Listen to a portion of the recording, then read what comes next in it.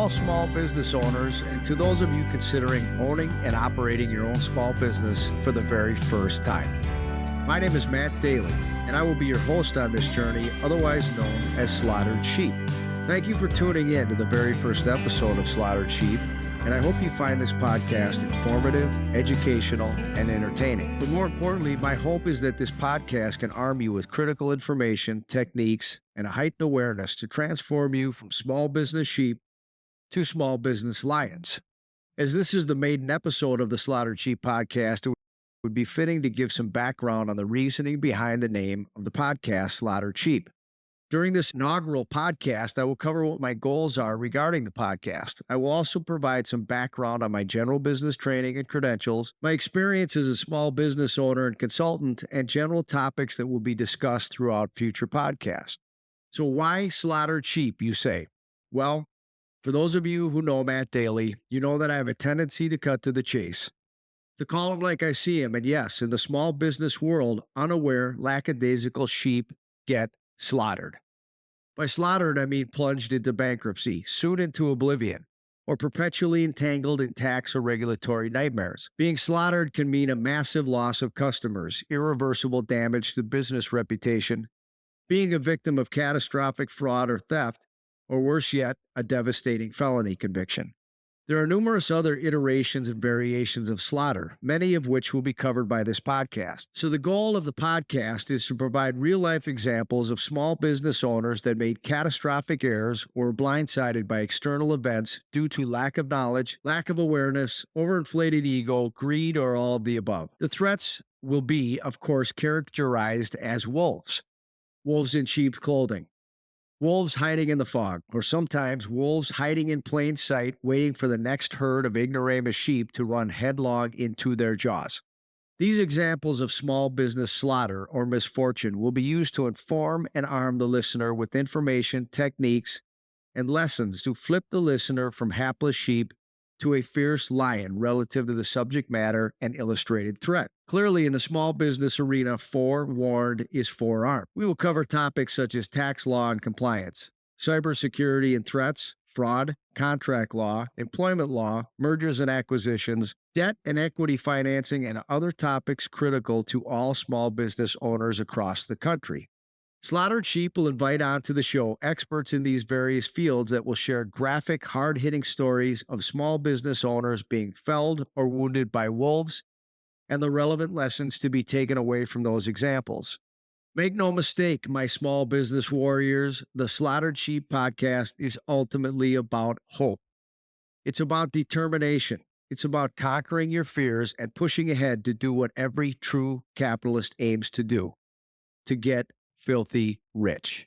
Slaughtered Sheep is not here to help you save the world or to figure out how to eliminate plastic straws from fast food joints. We have manifested into your consciousness to help you navigate the numerous lone wolves, the wolf packs, the wolf dens, and wolves in sheep's clothing so that you can push forward towards that vein of gold that you know is in your future. It's never easy. There's danger around every corner, but damn it, it's worth it. So let's get busy. Now that you know the background of Slaughtered Sheep and the purpose of this podcast, I'd like to give our small business audience some background on myself, my education, my licenses and qualifications, my business experience and journey, and my current consulting company, MRD Consulting LLC. I grew up in Burnsville, Minnesota, raised by my mother, Sarah Daly, and my very entrepreneurial father, Bob Daly. My dad was a practicing attorney, a real estate developer, a restaurant owner and investor, an airline investor, an executive, and a casino developer. As a young boy and throughout my teen years, my brother Luke and I spent many hours and days working for my dad in his various real estate ventures, his restaurants, and various other businesses. If I wasn't helping my brother clear trees on my dad's residential developments, I was tagging along to various financing meetings, groundbreaking ceremonies, house showings, negotiating sessions, and other business activities. My dad gave my brother and I a front row seat to the inner workings of business ownership, to bank and investor financing, deal making, property acquisition, building construction, and numerous other business activities and ventures, including, most notably, the formation and operation of Sun Country Airlines in the early 1980s. I found myself amazed at my dad's ability to move in and out of numerous circles, including building contractors, architects and designers, bankers and investor groups, and regulators and government officials. He could speak intelligently and articulately in front of large groups, give interviews to the press, lead and drive negotiations, and in some, get stuff done with hustle and savvy. My brother Luke followed suit, earning his MBA at Harvard Business School in the late 80s, and would go on to form numerous companies and ventures over the next 30 years in the casino industry, the cruise ship industry, the construction industry, and the water treatment industry. From the time I was a young boy, I always knew I wanted to own and operate my own business and follow in my dad's shoes as a master deal maker and cutting edge entrepreneur. After graduating high school, I attended the University of St. Thomas and majored in business administration with an advanced accounting degree. Sandwiched in between my freshman and senior year at St. Thomas, I attended the prestigious London School of Economics and Political Science. While in London, I played on the university squash team, met numerous future business superstars from all over the world, and came back to the United States with a renewed vigor and focus to excel in my chosen field of accounting and finance. I graduated amongst the top of my accounting classmates at St. Thomas and received numerous offers from global accounting firms, ultimately accepting a job as an auditor at Arthur Andersen in downtown Minneapolis. I immediately passed the CPA exam and began the process of learning the art of financial auditing and financial accounting. I audited publicly traded companies, small, closely held companies, partnerships, S Corps, C Corps, LLCs, and everything under the sun. The 3 years I spent at Arthur Andersen absolutely sharpened my accounting and business skills and would provide me the platform and fundamental skills to survive and thrive for 15 years as a casino developer across the country. While at Arthur, I worked with audit partners and managers that would go on to become CEOs, CFOs, and chairmen of notable companies such as Lifetime Fitness, United Health Group, Ryan Companies, C.H. Robinson, and others.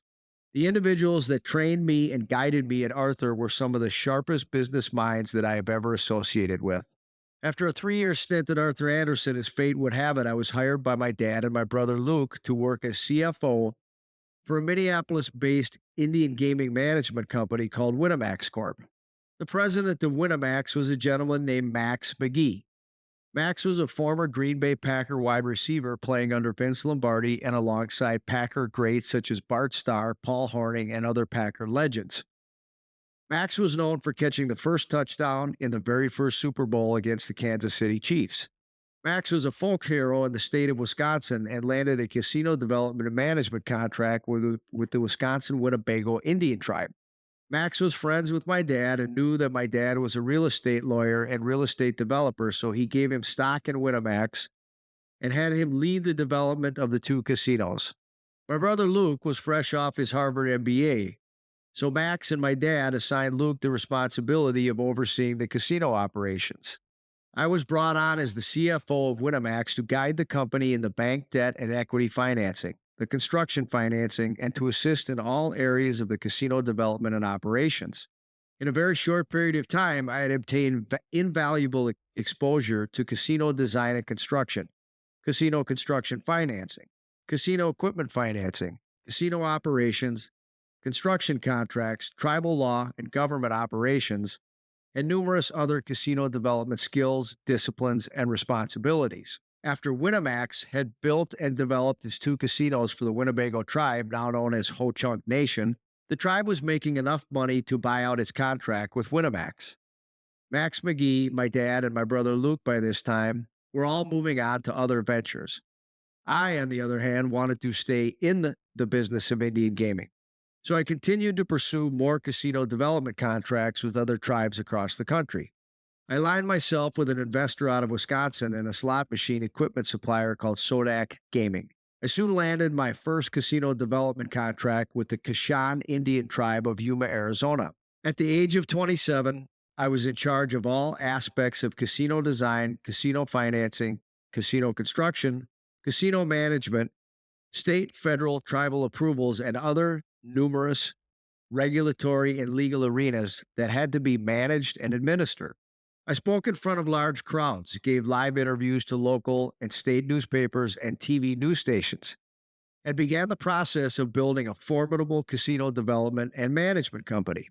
By the late 90s, I had relocated my family to Las Vegas, Nevada, and had built casino development businesses with offices in 6 states.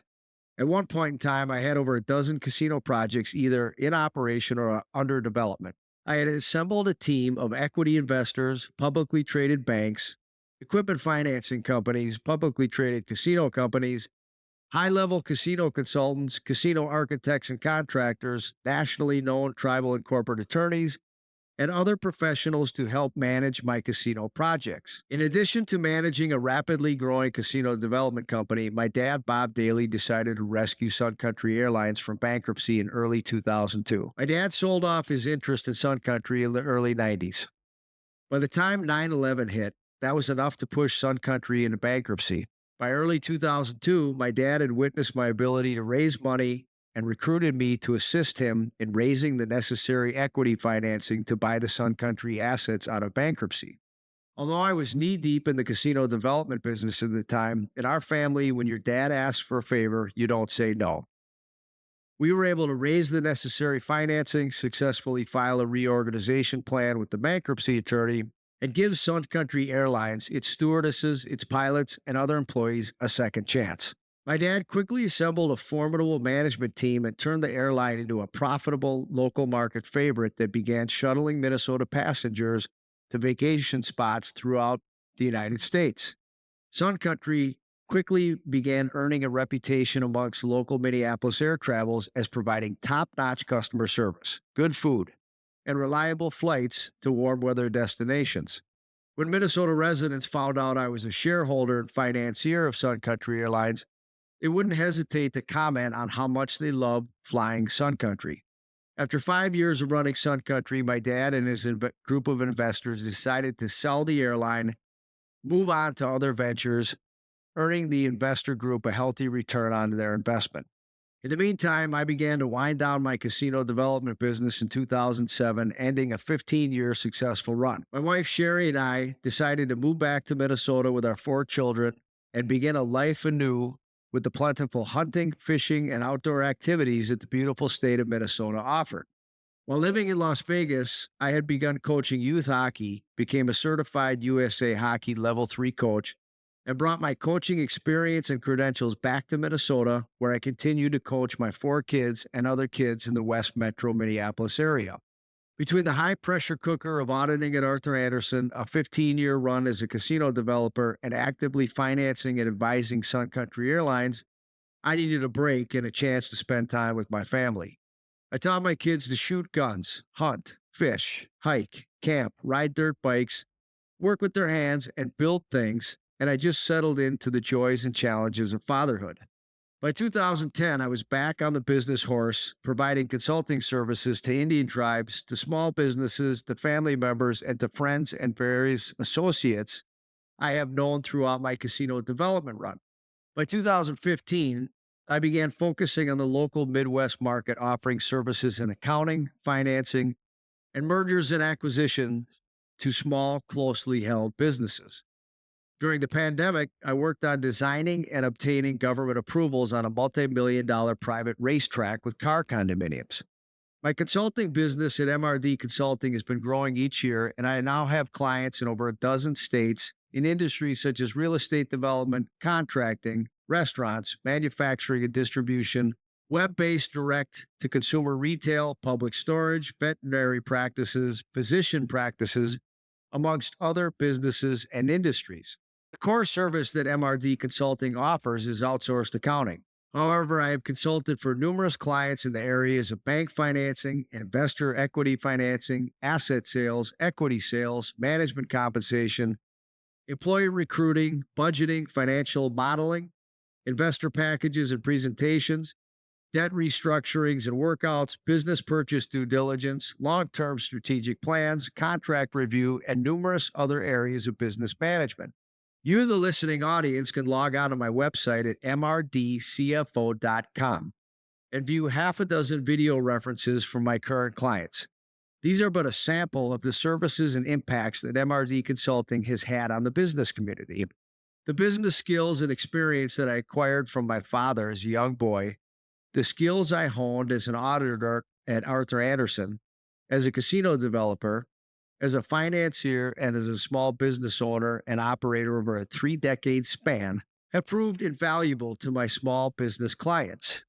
The primary conclusion that I quickly drew in providing consulting services to the men and women that own and operate small businesses is this. Many small business owners are craftsmen, tradesmen, and specialists. These individuals are very skilled in their chosen field: pouring cement, plumbing, electrical work, treating the sick and injured, treating and caring for animals and pets, designing buildings, constructing homes, and commercial buildings, amongst many other amazing sets of narrowly defined skills. Where many of these same individuals fall short is in the area of owning and operating a business. My training as a CPA and as an auditor at Arthur Andersen provided me the background and skills I needed to operate a business efficiently and effectively. I understood accounting, business law, business administration, human resources, tax law, and many other critical fields and disciplines. On the other hand, I was shocked to find out how deficient many small business owners were in all of these areas. I would get hired by a contracting firm to assist with their accounting, only to find out that the books had been unreconciled for years. They were behind on their taxes. The wording on many of their contracts fell far short of the necessary protections they needed. Their documentation and filing system was a mess. In short, on the business administration side of things, they were sheep. And we all know what happens to sheep in the business world. I had been blessed with the opportunity to develop my accounting, finance, and business administration skills over decades of hands-on experience and education. I quickly realized that there was an ocean of small businesses in this country that were in dire need of these business administration skills. These businesses are exposed. Wolves are salivating. This concludes the initial podcast of Slaughtered Sheep, a small business podcast. Tune in to the next podcast as we launch our first series called Tax Pack, where we stroll through the carnage of small business tax miscues and reckless tax decision-making. Until next time, my slaughtered sheep faithful, remember, we will become lions, not sheep.